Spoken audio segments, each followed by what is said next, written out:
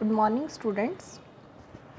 Today I will discuss very important concept of organic chemistry, resonance.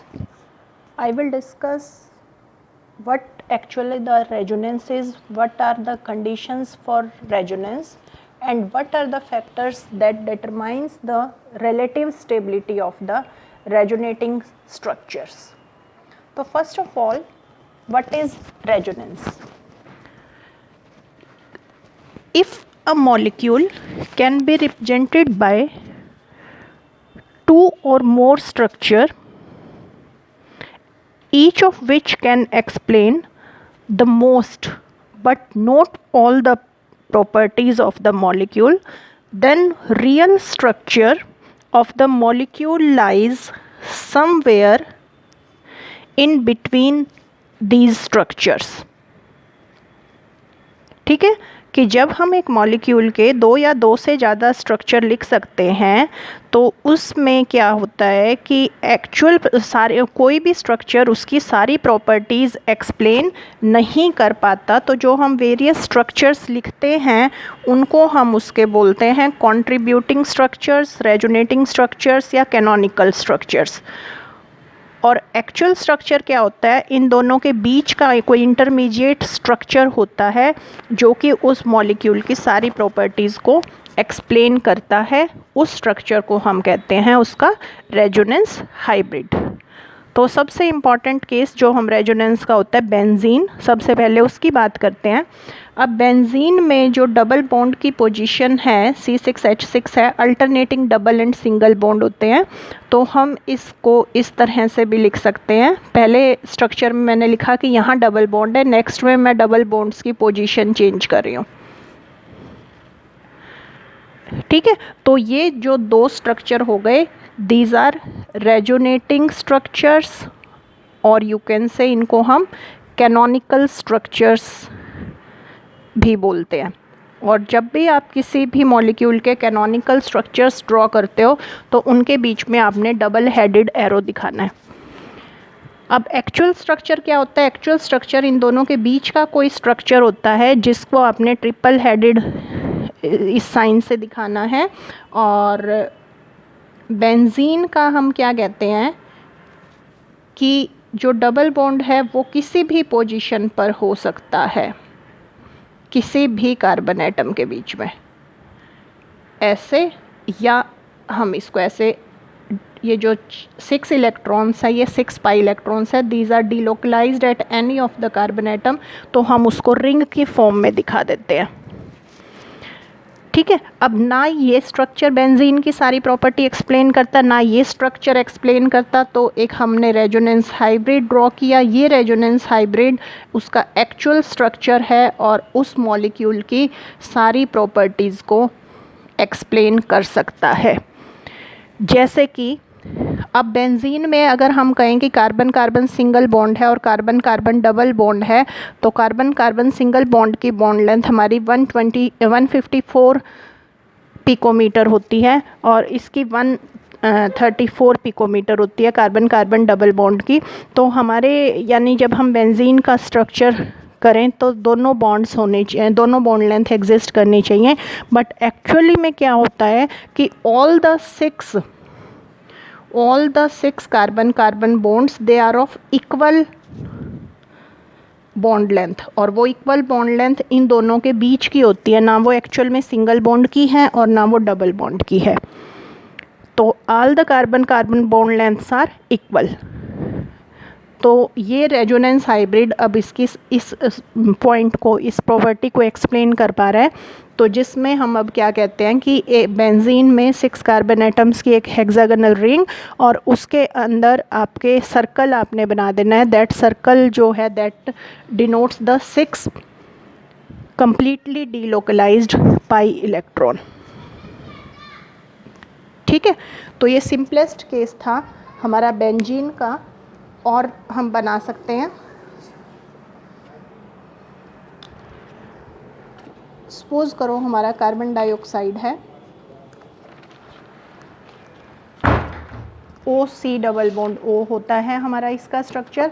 अब क्या होता है, सबको पता है ऑक्सीजन के ऊपर आपके 2 लोन पेयर प्रेजेंट हैं, तो सपोज़ करो ये इधर जा रहा है तो ये इधर जा रहा है, आपका क्या स्ट्रक्चर बन जाएगा, आपका स्ट्रक्चर बन जाएगा OC। जब ये इधर आया तो ये ट्रिपल बॉन्ड हो गया, इस ऑक्सीजन के ऊपर प्लस चार्ज हो गया और इस ऑक्सीजन के ऊपर आपके नेगेटिव चार्ज हो गया, एक पेयर और आ जाएगा जिसको मैं नेगेटिव चार्ज की फॉर्म में दिखा रही हूँ। और सपोज़ अब इसका उल्टा भी हो सकता है कि ये वाला जो आपका पेयर है, नेक्स्ट स्ट्रक्चर बना रही हूँ, ये इधर जाए और ये इधर जाए, तो उससे आपका क्या स्ट्रक्चर बनेगा, उससे आपका स्ट्रक्चर बनेगा कि यहाँ ट्रिपल बॉन्ड हो गया, यहाँ ऑक्सीजन पे नेगेटिव चार्ज आ गया और इस ऑक्सीजन पे आपके प्लस चार्ज है, तो ये स्ट्रक्चर भी हो सकता है।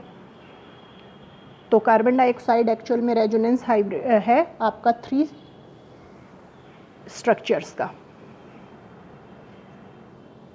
ठीक है। इसी तरह आपका जो है मेन आपका एक बहुत इंपॉर्टेंट केस होता है केमिस्ट्री में, butadiene 1,3 butadiene, this is 1,3 butadiene, ठीक है। इसमें ये बॉन्ड आपका इधर मूव करेगा, ये बॉन्ड इधर मूव करेगा, तो आपका स्ट्रक्चर आपका हो गया CH2 CH, इस पे प्लस चार्ज आ गया, डबल बॉन्ड CH2 और इस पर माइनस चार्ज आ गया, ठीक है। और नेक्स्ट में आप क्या कर सकते हैं, नेक्स्ट स्ट्रक्चर में आप क्या कर सकते हैं, ये वाला बॉन्ड ऐसे मूव कर सकते हैं नेक्स्ट में, जैसे ये वाला आपका यहाँ मूव किया और ये वाला आपका यहाँ मूव किया, तो उस टाइम आपका क्या स्ट्रक्चर बन जाएगा, उस टाइम आपका स्ट्रक्चर बन जाएगा, अब इस कार्बन पे नेगेटिव चार्ज आ गया, CH double bond CH2 plus. तो this is the way how you can draw the resonating structures. अब रेजोनेटिंग स्ट्रक्चर्स ड्रॉ करते हुए आपने कुछ बहुत ही इम्पॉर्टेंट जो पॉइंट्स हैं उसका ध्यान रखना है। अगर आप उसका ध्यान नहीं रखेंगे तो आपके जो स्ट्रक्चर्स आप ड्रॉ करोगे वो गलत हो जाएंगे। तो what are the important conditions for resonance, ठीक है। फर्स्ट पॉइंट अगर मैं कहूँ कि जो रेजोनेटिंग स्ट्रक्चर्स आप ड्रॉ करोगे that differ only in position of electrons. आप इलेक्ट्रॉन्स की जो पोजीशन है उसको डिफ़र कर सकते हो, यानी कि पाई इलेक्ट्रॉन जो आपके हैं, लोन पेयर ऑफ इलेक्ट्रॉन जो आपके हैं, उनकी पोजीशन डिफरेंट हो सकती है और जो रिलेटिव अरेंजमेंट है एटम्स का वो आपका सेम होना चाहिए। उसको रिलेटिव अरेंजमेंट ऑफ एटम्स को आपने चेंज नहीं करना। जैसे सपोज़ करो मैं आपको एक स्ट्रक्चर ड्रॉ करूं, ये मैंने लिख दिया, ठीक है, और इसी का मैं एक स्ट्रक्चर ड्रॉ करूं, ऐसे कह दूं मैं कि ये क्लोरीन यहाँ चला गया, तो ये रेजोनेटिंग स्ट्रक्चर नहीं है। रेजोनेटिंग स्ट्रक्चर में जो एटम्स का अरेंजमेंट है वो डिफरेंट नहीं हो सकता, ठीक है। तो ये पॉइंट आपने ध्यान रखना है। रेजोनेटिंग स्ट्रक्चर्स में सिर्फ क्या हो सकता है, जैसे मैं अगर अब आपको किसी का रेजोनेटिंग स्ट्रक्चर ड्रॉ करके दिखाऊं, दिस इज डाइएज़ोमीथेन,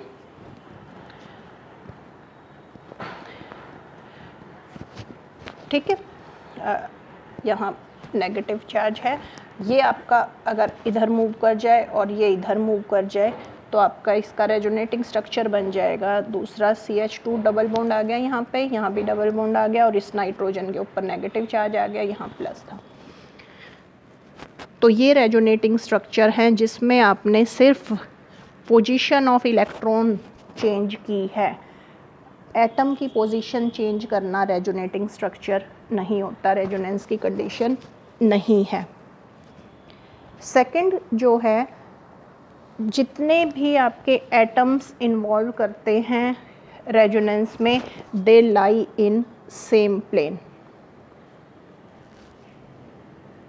ठीक है। All the atoms taking part in resonance must lie in same plane. Then third point कि जितने भी रेजोनेटिंग स्ट्रक्चर्स आपके होते हैं they should have same number of paired and unpaired electron. जैसे कि आपका CH2 डबल बॉन्ड CH2 है, इथीन सिंपलेस्ट केस लें, और अगर हम इसके एक बॉन्ड को ऐसे ऐसे लिख दें, ठीक है, तो ये इसका रेजोनेटिंग स्ट्रक्चर नहीं है। देन नेक्स्ट, जितने भी रेजोनेटिंग स्ट्रक्चर्स आपके होते हैं उनकी सेम या नियरली सेम एनर्जी होनी चाहिए, ठीक है, and they contribute equally towards the resonance hybrid. ठीक है, जैसे बेंजीन की ही बात करें, ये जो दो स्ट्रक्चर है इनकी नियरली सेम एनर्जी है और they contribute equally towards the resonance hybrid. ठीक है, देन जितने भी अब रेजोनेटिंग स्ट्रक्चर बनते हैं they contribute towards the resonance hybrid in proportional to their relative energies and stabilities.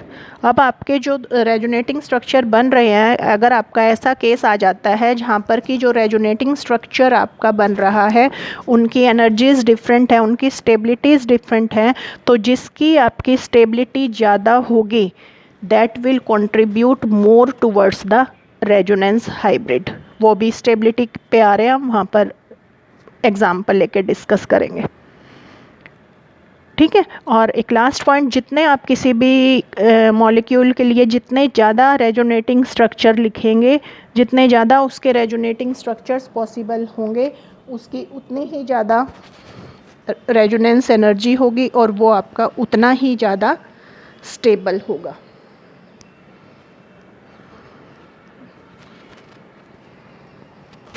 ठीक है, अब मैं बात करती हूँ stability of different resonating structures.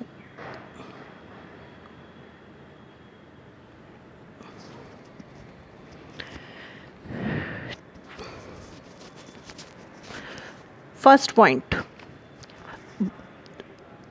जितने ज़्यादा नंबर ऑफ कोवलेंट बॉन्ड होंगे, greater the number of covalent bond,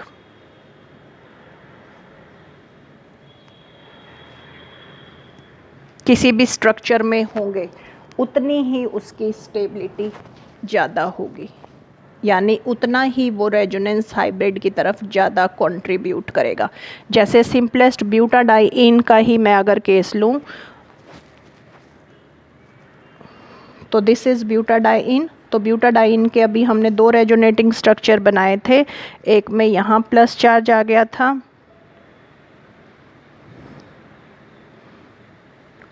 और एक स्ट्रक्चर में रिवर्स पोजीशन थी हमारी।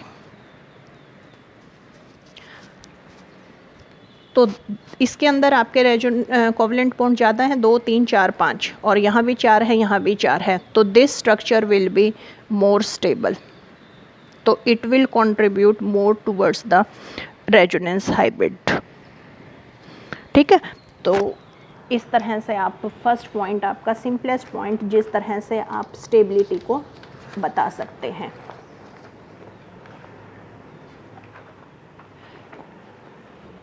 देन अगर आप जब रेजोनेटिंग स्ट्रक्चर्स बनाते हो और आपके कोई ऐसे स्ट्रक्चर बन जाते हैं जहाँ पर कि आपकी चार्ज सेपरेशन हो जाती है, ठीक है, तो आपके जिन स्ट्रक्चर में चार्ज सेपरेशन होती है वो स्ट्रक्चर आपके कम स्टेबल होते हैं, एंड जिनमें चार्ज सेपरेशन नहीं होती, नो चार्ज सेपरेशन या structures without charge separation, they are more stable. ठीक है, जैसे कि अगर हम एसिड की बात करें, सिंपलेस्ट केस हम अपना एसिड का लेते हैं, ये हमारा कार्बोक्सिलिक एसिड होता है। तो कार्बोक्सिलिक एसिड में आपके क्या होता है कि अगर ये बॉन्ड यहाँ मूव कर जाए, ये यहाँ मूव कर जाए, तो आप इसका सेकंड रेजोनेटिंग स्ट्रक्चर्स ड्रॉ कर सकते हो, जिसमें अब आपके क्या आ गया, यहाँ नेगेटिव चार्ज आ गया, ठीक है, पेयर इसके हैं ही एज सच, और यहाँ आपके प्लस चार्ज आ गया। तो इस स्ट्रक्चर में कोई चार्ज सेपरेशन नहीं है, इस स्ट्रक्चर में आपकी चार्ज सेपरेशन हो गई, ठीक है। तो चार्ज सेपरेशन नहीं है तो ये वाला स्ट्रक्चर आपका ज़्यादा स्टेबल होगा and it will contribute more towards the resonance hybrid, and ये आपका लेस स्टेबल होगा तो it will contribute less towards the resonance hybrid. तो कहीं भी आपकी अगर चार्ज सेपरेशन हो जाती है तो उससे आपकी स्टेबिलिटी जो है उस रेजोनेटिंग स्ट्रक्चर की कम हो जाती है।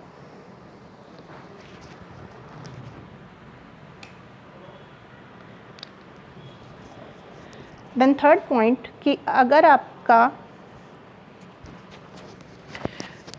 मॉलिक्यूल में किसी भी, जब आप रेजोनेटिंग स्ट्रक्चर बना रहे हैं और चार्ज सेपरेशन हो जाती है और डिफरेंट इलेक्ट्रोनेगेटिविटी के एलिमेंट प्रेजेंट हैं, तो उस केस में वो स्ट्रक्चर ज़्यादा स्टेबल होगा जहाँ पर कि आपका नेगेटिव चार्ज होगा on more electronegative atom.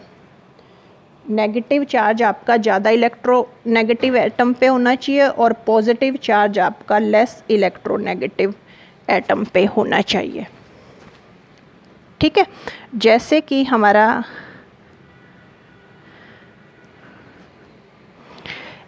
Acetone है, एसीटोन में यहाँ आपके ऑक्सीजन के ऊपर 2 लोन पेयर प्रेजेंट होते हैं। अगर आपका इसका ये रेजोनेटिंग स्ट्रक्चर मैं बनाऊँ CH3C CH3O माइनस और प्लस, ठीक है, ये जब इधर आ गया तो आप सॉरी अभी मैं ये वाला बनाया है, ये इधर मूव कर गया, ठीक है, तो यहाँ ऑक्सीजन पर माइनस चार्ज आ गया और कार्बन पे प्लस चार्ज आ गया। इसी तरह मैं इसका उल्टा भी बना सकती हूँ कि CH3C double bond O CH3 है और मैं कहूँ कि ऑक्सीजन पे लोन पेयर प्रेजेंट है, वो आपका यहाँ शिफ्ट करे, तो आपका नेक्स्ट रेजोनेटिंग स्ट्रक्चर क्या बन सकता है कि कार्बन पर नेगेटिव चार्ज आ जाए और ऑक्सीजन पर आपके पॉजिटिव चार्ज आ जाए। तो ये स्ट्रक्चर जहाँ पर कि इलेक्ट्रॉन नेगेटिव एलिमेंट पर नेगेटिव चार्ज आ गया वो आपका स्टेबल होगा, लेकिन जहाँ आपका इलेक्ट्रोनेगेटिव एटम पर पॉजिटिव चार्ज आ गया तो वो उसकी स्टेबिलिटी को कम कर देगा। क्लियर है ये पॉइंट, ठीक है। तो अगर डिफरेंट इलेक्ट्रोनेगेटिविटी के एलिमेंट्स हैं आपके किसी रेजोनेटिंग स्ट्रक्चर में, तो स्ट्रक्चर जिस पे नेगेटिव चार्ज होगा वो आपका कौन से पे होना चाहिए negative charge, that should reside on more electronegative element, that structure will be more stable. Clear है ये वाला point. Then we move on to next point कि अगर आपका कोई भी स्ट्रक्चर है जिसमें जितना ज़्यादा कंजुगेशन होगी, जितना ज़्यादा कंजुगेशन होगी,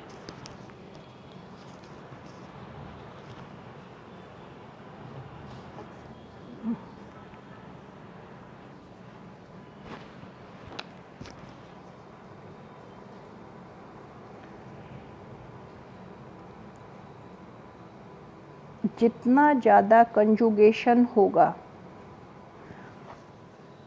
वो आपका उतना ही ज़्यादा स्टेबल स्ट्रक्चर होगा। जितना ज़्यादा कंजुगेशन उतना ही ज़्यादा स्टेबल। जैसे कि अगर मैं कहूँ कि आपका कोई स्ट्रक्चर है CH2 double bond CH double bond CH double bond CH, ठीक है, 1 2 3 बॉन्ड बना दिए मैंने CH3। नेक्स्ट में सपोज करो मैंने कह दिया CH2 double bond CH double bond CH, बीच में एक CH2 कर दिया, CH डबल बॉन्ड CH2 कर दिया। अगर ऐसा कोई केस हो जाए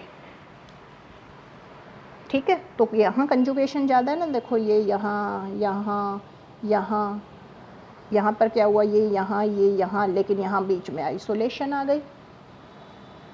ठीक है, तो आपका कंजुगेशन टूट गया। तो स्ट्रक्चर, ये वाला जो स्ट्रक्चर है first, that will be more stable then second. तो जितना ज़्यादा कंजुगेशन होगा आपकी स्टेबिलिटी जो है वो उतनी ही ज़्यादा होगी। ठीक है, देन सपोज आप का है, अगर आपका कंजुगेशन सेम है, ध्यान से सुनिए इस पॉइंट को, अगर कंजुगेशन सेम है यानी कि नंबर ऑफ आपके जो पाई बॉन्ड है that take part in conjugation, अगर वो सेम है, लेकिन सेम होने के बाद अगर आपका कोई स्ट्रक्चर ऐसा है कि उसके अंदर एरोमेटिसिटी आ गई, एरोमेटिक कैरेक्टर आ गया, तो that structure will be more stable, जिसमें एरोमेटिक कैरेक्टर होगा। ठीक है, जैसे सपोज कीजिए 1 2 आपका 3, 1 2 3 4 5 6 कार्बन एटम हो गए और 3 आपके डबल बॉन्ड हो गए, ओपन चेन स्ट्रक्चर, और एक मैंने बना दिया, वही 6 कार्बन एटम हैं और आपके 6 इलेक्ट्रॉन्स इसमें कॉन्जुगेशन में पार्टिसिपेट कर रहे हैं, 6 इलेक्ट्रॉन इसमें कॉन्जुगेशन में पार्टिसिपेट कर रहे हैं, बट दिस इज एरोमेटिक। तो अगर कॉन्जुगेशन सेम है तो जो एरोमेटिक वाला स्ट्रक्चर है आपका, that will be more stable. ठीक है, तो इसकी स्टेबिलिटी आपकी कम होगी इससे। देन अगर कोई भी कंपाउंड आपका है और लीनियर कॉन्जुगेशन है और क्रॉस कॉन्जुगेशन है, तो आपका जो लीनियर कॉन्जुगेशन वाला स्ट्रक्चर होता है, linear conjugation is more stable then cross conjugation.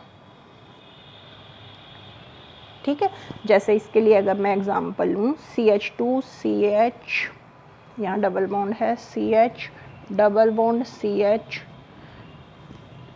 CH double bond CH2, देखो double single double single double, तो लीनियर कॉन्जुगेशन है इसके अंदर 1 2 3 3 पाई इलेक्ट्रॉन पेयर है, यानी कि टोटल 6 इलेक्ट्रॉन्स आपके हैं पाई। देन दिस स्ट्रक्चर मैं कह रही हूँ will be more stable then अगर आपका ये स्ट्रक्चर है।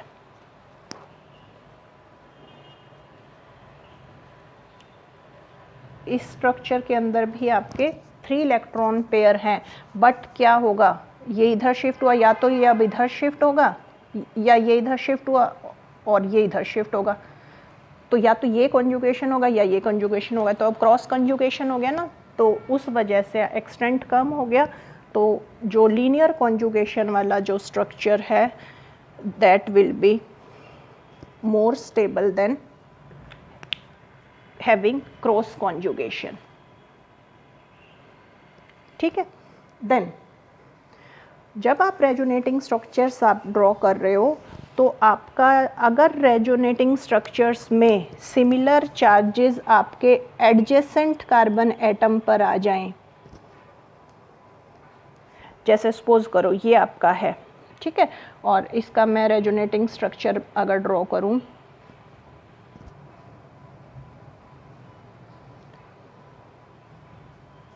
ठीक है, मैं कहूँ ये इधर चला गया और ये इधर चला गया, तो this structure will be highly unstable.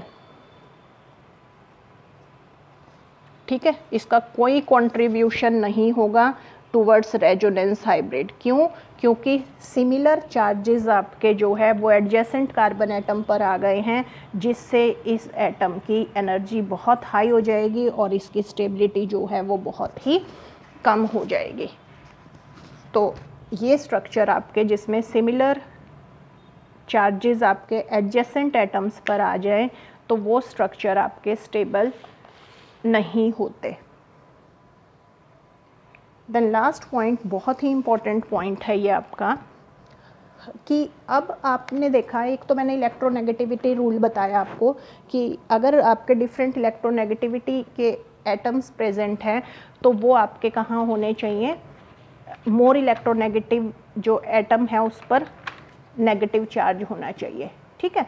और अगर आपका जो ऑक्टेट है एटम्स का कंप्लीट है, मैं आपको एक ऑक्टेट का एग्जांपल देके बताती हूँ कि अगर आपका ऑक्टेट कंप्लीट हो किसी रेजोनेटिंग स्ट्रक्चर में तो वो स्ट्रक्चर ज़्यादा कंट्रीब्यूट करता है टुवर्ड्स रेजोनेंस हाइब्रिड। जैसे सपोज करो आपका ये है, ठीक है, ये एक है और इसका मैं दूसरा रेजोनेटिंग स्ट्रक्चर अगर ड्रॉ करूं तो जिसमें मैंने क्या किया, ये इधर शिफ्ट कर दिया और ये जो है इधर शिफ्ट कर दिया, तो उससे मेरा जो स्ट्रक्चर बना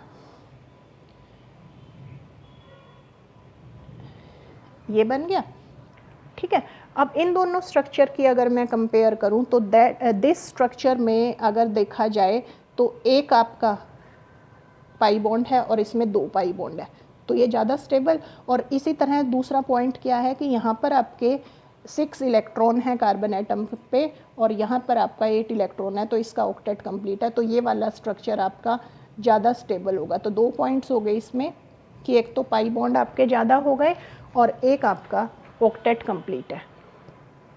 तो ऑक्टेट जहाँ पर कंप्लीट होता है वो आपका स्ट्रक्चर ज़्यादा रेजोनेटिंग स्ट्रक्चर होता, ज़्यादा आपका स्टेबल होता है। अब मैं बात कर रही हूँ कि कोई आपका ऐसा स्ट्रक्चर आ जाए जिसमें आपका जो इलेक्ट्रोनेगेटिविटी का रूल है और आपका ऑक्टेट रूल है, अगर ये एक दूसरे को अपोज करें, कॉन्ट्राडिक्ट करें, तो उस केस में क्या होता है, उस केस में ऑक्टेट रूल को आपने प्रायोरिटी देनी है, ऑक्टेट रूल को आपने प्रेफरेंस देनी है। ऐसा स्ट्रक्चर जिसमें ऑक्टेट कंप्लीट होता हो, चाहे आपका लेस जो मोर इलेक्ट्रोनेगेटिव है उस पर पॉजिटिव चार्ज आ जाए, तो वो स्ट्रक्चर आपका कम स्टेबल होगा। ऑक्टेट रूल को आपने प्रेफरेंस देनी है। जैसे सपोज करो आपका CH3C डबल बॉन्ड O, ये आपका है प्लस, ठीक है, इसका मैं रेजोनेटिंग स्ट्रक्चर बनाऊँ, ये पेयर अगर आपका यहाँ शिफ्ट हो जाए तो CH3C ये हो गया आपका ट्रिपल बॉन्ड O और इस ऑक्सीजन पर आ गया प्लस चार्ज, तो ऑक्सीजन पर प्लस चार्ज आ गया। इलेक्ट्रोनेगेटिविटी रूल तो कहता है ये स्ट्रक्चर कम स्टेबल होना चाहिए, ठीक है। बट एक्चुअल में क्या होता है, एक्चुअल में यहाँ पर देखो कार्बन के 6 इलेक्ट्रॉन है, ऑक्सीजन का 8 इलेक्ट्रॉन है, बट यहाँ पर इसके पास भी 8 इलेक्ट्रॉन हो गए, इसके पास भी 8 इलेक्ट्रॉन हो गए, तो ऑक्टेट यहाँ पर कंप्लीट है दोनों का, यहाँ पर ऑक्टेट कंप्लीट नहीं है, ठीक है। तो ऑक्टेट कंप्लीट है तो ये स्ट्रक्चर आपका ज़्यादा स्टेबल होगा, चाहे इस स्ट्रक्चर में आपका इलेक्ट्रोनेगेटिविटी का रूल फेल हो रहा है, फेल हो रहा है ना, क्योंकि ऑक्सीजन के ऊपर आपके क्या चार्ज आ गया, पॉजिटिव चार्ज आ गया, लेकिन ये स्ट्रक्चर ज़्यादा स्टेबल है। तो ये पॉइंट आपने ध्यान रखना है कि अगर आपके दोनों हैं इलेक्ट्रोनेगेटिविटी रूल और ऑक्टेट रूल, तो आपका अगर ये अपोज करते हैं तो आपको ऐसे स्ट्रक्चर को ज़्यादा स्टेबल होगा जो कि आपका ऑक्टेट रूल जहाँ पर फॉलो हो, ठीक है, क्लियर है ये पॉइंट। देन सपोज करो आपका कोई ऐसा स्ट्रक्चर हो जाए, सपोज आपका है OH प्रेजेंट है, CH है, NH2 है और ये आपका है, तो यहाँ पर देखो इसके पास 6 इलेक्ट्रॉन है, इसके पास 8 है, इसके पास 6 इलेक्ट्रॉन है। अब मैं अगर इसका रेजोनेटिंग स्ट्रक्चर एक ड्रॉ करूँ कि ये इधर मूव हो जाए, तो आपका रेजोनेटिंग स्ट्रक्चर क्या बन रहा है, HOCH double bond NH2 plus, ठीक है। अब इसके अंदर देखो 8 8 8 तीनों का कंप्लीट है, लेकिन इस केस में ये अब मैंने फर्स्ट ड्रॉ किया, सेकंड मैं ऐसे भी ड्रॉ कर सकती हूँ कि सेकंड स्ट्रक्चर के लिए मैं ऑक्सीजन वाले शिफ्ट करना चाह रही हूँ, मैं इसको दोबारा लिखती हूँ। ऑक्सीजन के ऊपर भी तो लोन पेयर है, तो अगर ये यहाँ शिफ्ट हो जाए, ये यहाँ शिफ्ट हो जाए, तो आपका नेक्स्ट रेजोनेटिंग स्ट्रक्चर क्या बनेगा, ये यहाँ शिफ्ट हुआ तो आपका क्या होगा, HO, ऑक्सीजन पर प्लस चार्ज आ गया, डबल बॉन्ड CH और NH2। तो सपोज ये आपका फर्स्ट स्ट्रक्चर था, ये आपका सेकंड स्ट्रक्चर है और ये आपका थर्ड स्ट्रक्चर है। और इसमें भी आप देखें तो octet rule 8 electron 8 electron 8 electron. तो सबसे पीछे तो हमारा ये चला जाना है, सबसे लीस्ट स्टेबल तो हमारा ये होगा, ठीक है। क्यों? क्योंकि इसके अंदर ऑक्टेट कंप्लीट नहीं है। अब इसके ये दो रेजोनेटिंग स्ट्रक्चर आपके हैं, अब इन दोनों में से कौन सा स्टेबल होगा। अब आपको इलेक्ट्रोनेगेटिविटी रूल देखना है। यहाँ पर क्या है, आपके मोर इलेक्ट्रोनेगेटिव एलिमेंट पे पॉजिटिव चार्ज है, यहाँ पर आपके लेस पर पॉजिटिव चार्ज है। तो लेस पर पॉजिटिव चार्ज वाला स्ट्रक्चर आपका ज़्यादा स्टेबल होगा। पता चल गया स्टेबिलिटी ट्रेंड। ये आपका सबसे ज़्यादा स्टेबल होगा क्योंकि यहाँ पर जो पॉजिटिव चार्ज है वो लेस इलेक्ट्रोनेगेटिव एलिमेंट पर है। ये आपका लीस्ट स्टेबल हो गया फर्स्ट, ये जो थर्ड वाला है वो आपका सेकंड वाले से कम हो गया क्योंकि इसमें आपका पॉजिटिव चार्ज किस पे चला गया, मोर इलेक्ट्रोनेगेटिव एलिमेंट पे चला गया। और फर्स्ट तो आपका लीस्ट स्टेबल होना ही है। मैंने बताया आपको ऑक्टेट रूल को प्रायोरिटी देनी है। अगर ऑक्टेट आपका कंप्लीट नहीं है तो वो स्ट्रक्चर आपका सबसे कम स्टेबल स्ट्रक्चर होगा, ठीक है। एक ही लास्ट पॉइंट ऑक्टेट रूल से रिलेटेड ही, कि अगर आपका सेकंड पीरियड, पीरियोडिक टेबल का सेकंड पीरियड अगर आपका प्रेजेंट है और उनमें कोई आपका स्ट्रक्चर ऐसा बन जाए जो वायलेट करता हो ऑक्टेट रूल को, तो वो स्ट्रक्चर, उसका कंट्रीब्यूशन बिल्कुल ज़ीरो होगा, वो उसका रेजोनेटिंग स्ट्रक्चर कंसीडर नहीं करेंगे हम। जैसे सपोज करो आपका CH2 double bond CH NH3 plus, ये है आपका, और आप इसको ऐसे ट्रांसफ़र करके अगर आप इसका स्ट्रक्चर ड्रॉ करें CH2 CH double bond NH3 plus, और यहाँ अब आपके आ गया प्लस चार्ज, ठीक है। तो ये इस स्ट्रक्चर का, इस कंपाउंड का रेजोनेटिंग स्ट्रक्चर नहीं होगा। क्यों? क्योंकि इसने ऑक्टेट रूल को वायलेट कर दिया। कैसे वायलेट कर दिया? यहाँ पर नाइट्रोजन जो आपका है उसके अंदर 10 इलेक्ट्रॉन्स हो गए वैलेंस शेल में, ठीक है। और सेकंड पीरियड के एलिमेंट्स के पास कभी भी वैलेंस शेल में 10 इलेक्ट्रॉन नहीं हो सकते क्योंकि इनके पास तो 8 से ज़्यादा हो ही नहीं सकते, क्योंकि सेकंड का 2d ऑर्बिटल पॉसिबल नहीं है। तो d ऑर्बिटल एब्सेंस होने की वजह से सेकंड पीरियड के एलिमेंट्स में 8 से ज़्यादा वैलेंस इलेक्ट्रॉन पॉसिबल ही नहीं है। तो अगर आपका कोई ऐसा स्ट्रक्चर बन रहा है तो सेकंड पीरियड के लिए आपके ऐसे स्ट्रक्चर कभी नहीं बनेंगे जहाँ पर आपका ऑक्टेट रूल वायलेट हो, आपके 8 से ज़्यादा वैलेंस इलेक्ट्रॉन हो जाए, ठीक है।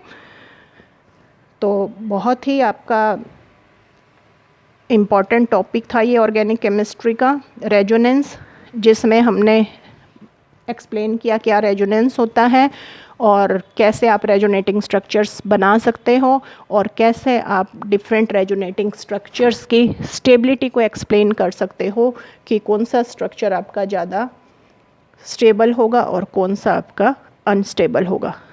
तो कमेंट बॉक्स में ज़रूर बताइए आपको कैसी लगी ये वीडियो, और अगर आपकी कोई प्रॉब्लम है तो वो प्रॉब्लम भी आप बताइए, मैं आपकी प्रॉब्लम को रिजॉल्व करने की कोशिश करूँगी। Thank you for watching. Thanks.